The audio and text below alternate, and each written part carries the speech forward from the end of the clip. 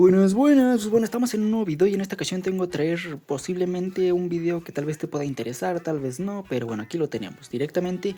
En esta ocasión aproveché porque estaba grabando un video de cómo aceitar o cómo lubricar este tipo de máquinas o mini máquinas de coser, y me surgió la idea de mostrarte más o menos cómo se ve por dentro, ¿no?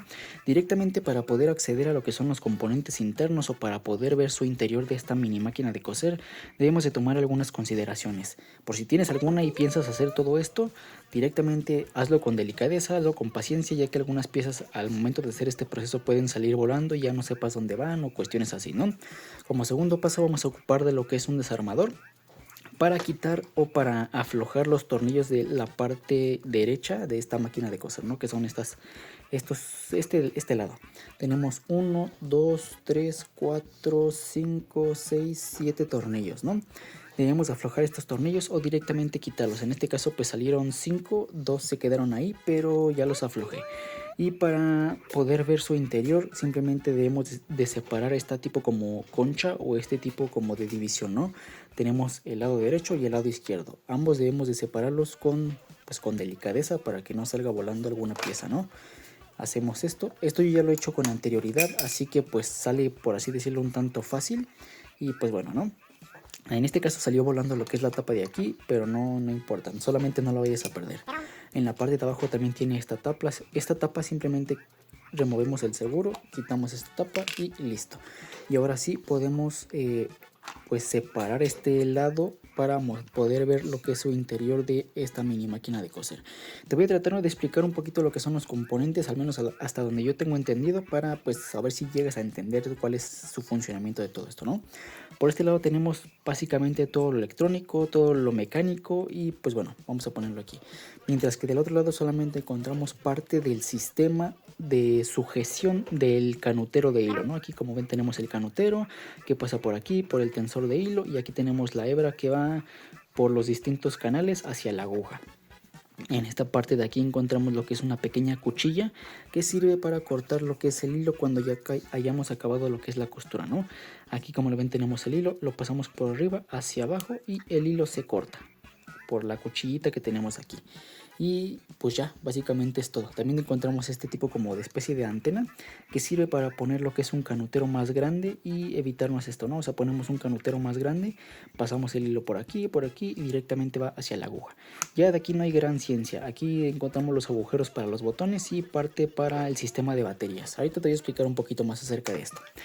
Por esa parte ya creo que ya habíamos terminado, ¿no? Por la otra parte vamos a encontrar básicamente creo que todo el cuerpo, todo el sistema, toda la funcionalidad de esta mini máquina de coser, ¿no? Encontramos directamente desde este lado de acá dos puertos. Uno es para conectar lo que es el pedal y que esta máquina se active de manera pues un poquito más cómoda con lo que es el pie. Mientras que por el otro lado del puerto encontramos este que es para conectar lo que es el eliminador y poder utilizarlo conectado directamente al tomacorriente de nuestra casa o de la electricidad, etcétera, ¿no? Esto se desembona o desencadena a estos dos botones, que uno que es para ajustar lo que es la velocidad. Si queremos coser, por así decirlo, un tanto rápido, pues podemos activar lo que es este botón, o coser un poquito más lento, ¿no? Para desactivarlo. Este otro botón es directamente como si fuera el del pedal, simplemente es un interruptor para encender y apagar lo que es el proceso de esta mini máquina de coser. Todo este funcionamiento se basa en este motorcito que tenemos aquí. Si ya le prestaste atención o no, probablemente si desarmabas tus juguetes cuando eras niño, muchos juguetes solían tener motorcitos de estos, o sea, esto tiene como un motorcito de juguete, ¿no?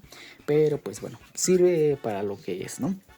Aquí tenemos el motorcito, que al momento de girar, pues esto desencadena que se muevan los engranajes, este mueve este y luego este mueve este, y todo activa o se activa de forma, o se debe de activar de forma precisa, ¿no?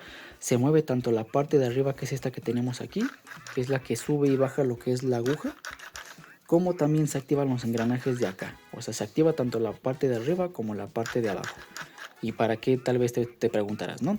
La parte de arriba, pues te digo, es la parte de la aguja, la que perfora la tela, y la parte de abajo es la que va girando o va moviendo lo que es el canutero de abajo para que la costura se cierre, tanto de la parte de arriba como de la parte de abajo.